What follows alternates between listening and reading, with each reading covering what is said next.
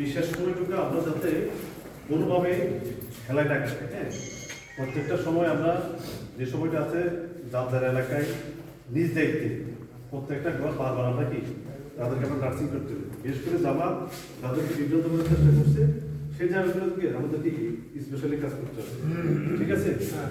যার এলাকায় নিজ নিজ দায়িত্ব ওগুলোতে বারবার যাবে, তাদেরকে বিব্রত করছে তাদেরকে আমাদের ধানের শীষের পক্ষে বুঝে যেভাবে এগুলো আমাদের কি ধানের শীষের ভোট এগুলো ঠিক আছে।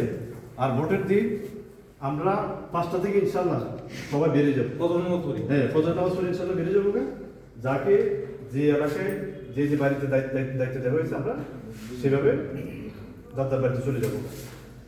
যারা অসুস্থ তাদেরকে আমরা কি আলাদাভাবে নেওয়ার চেষ্টা করবো, ঠিক আছে? কারোর প্রতি কোনো ফোর্স করা যাবে না, না না না, কোনো ফোর্স করা যাবে না, সর্বোচ্চ বুঝে তাদেরকে কনভিন্স করতে হবে, ঠিক আছে? আর নির্বাচনের আগ পর্যন্ত কারো কোনো উস্কানিমূলক ফাঁদে পা দেওয়া যাবে না। তার কারণ তারা অনেক রকমের কি উস্কানি দেওয়ার চেষ্টা করবে, আমরা কিন্তু সেই বিষয়গুলোতে কি এড়িয়ে দেওয়ার চেষ্টা করব। সুতরাং সবাইকে যার যার জায়গা থেকে দায়িত্বশীল হয়ে কাজ করতে হবে। তার কারণ এই নির্বাচন বিগত 17 বছর আমরা যে ভোট থেকে বঞ্চিত ছিলাম, এটা বাংলাদেশের ভোটার অধিকার ফিরিয়ে আনার নির্বাচন, বাংলাদেশের গণতন্ত্র ফিরিয়ে আনার নির্বাচন। সুতরাং এই সুযোগটাতে কোনোভাবে হাত ছাড়া না হয় আমাদেরকে সেদিকে কি সজাগ দৃষ্টি রাখতে হবে, ঠিক আছে? আর আমরা যাতে এমন কোনো কর্মকাণ্ড না করি যেগুলোর কারণে মানুষ আমাদের প্রতি কি বিরক্ত হয়, ঠিক আছে?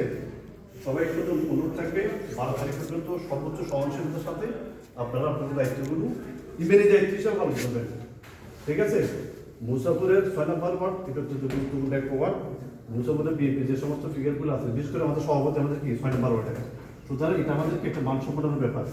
অতীত আমরা 6 নম্বর ওয়ার্ডগুলো বিএনপি এখানে বিশালভাবে কি বিজয় হয়েছে, এই নির্বাচনে যাতে আমরা বিশালভাবে আমার ধান শেষকে বিজয় করতে পারি এই জন্য সবাই যার যার জায়গা থেকে আমরা দায়িত্বশীল এবং ইমেলের দায়িত্ব হিসেবে এটা পালন করবো ইনশাআল্লাহ, ঠিক আছে? সবার প্রতি দোয়া রইল। 12 তারিখ পর্যন্ত সবাই শক্তিশালী শক্ত অবস্থা থাকবে। জামাত যেখানে যেখানে কোনো ঝামেলা করার চেষ্টা করবে সেগুলো কৌশলে সেগুলোকে মোকাবেলা করার চেষ্টা করতে হবে, সেখানে কোনো দাঙ্গা করা যাবে না, ঠিক আছে? এই বিষয়গুলো মাথায় রেখে কাজ করবো সবাই। সবার জন্য দোয়া রইল। 12 তারিখ ইনশাআল্লাহ দেখা হবে। আর কালকে যত গণমিছিল আমরা যারা আছি আমাদের পরিচিত যারা আছে তাদেরকে আপনারা কি দাওয়াত দিবেন। আমাদের গণমিছিল মানে কিন্তু কি মানুষের কি উপস্থিতি বাড়াইতে হবে, যেহেতু আমাদের জনসমাবেশ করার কথা ছিল সেটা হচ্ছে না, আমরা গণমিছিলে যাচ্ছি।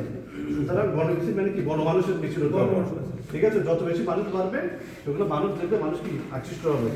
সুতরাং মানুষের সম্পৃক্ততা কি বাড়াইতে হবে, মানুষের যত বেশি সম্পৃক্ততা বাড়াতে পারবেন আমাদের বিএনপির প্রতি মানুষকে তত বেশি পজিটিভ তাদের বুঝতে পারবেন, তারা ধানের শীষের প্রতি কি ততটা আকৃষ্ট হবে, ঠিক আছে? তো যারা এখানে উপস্থিত আছেন যাদের বাড়ি যাদের পরিচিত বন্ধু বান্ধব যারা আছে এলাকা ভিত্তিক সবাইকে আপনাদের নিজ দায়িত্ব থেকে একজন আরো 2 জন আনার চেষ্টা করবেন, ঠিক আছে? স্থান এবং সময় বলে দেওয়া হয়েছে আমাদের দোবারের মাছ বাজার আর এটা থেকে নিজের মধ্যে ইনশাআল্লাহ সবাই, ঠিক আছে? ধন্যবাদ।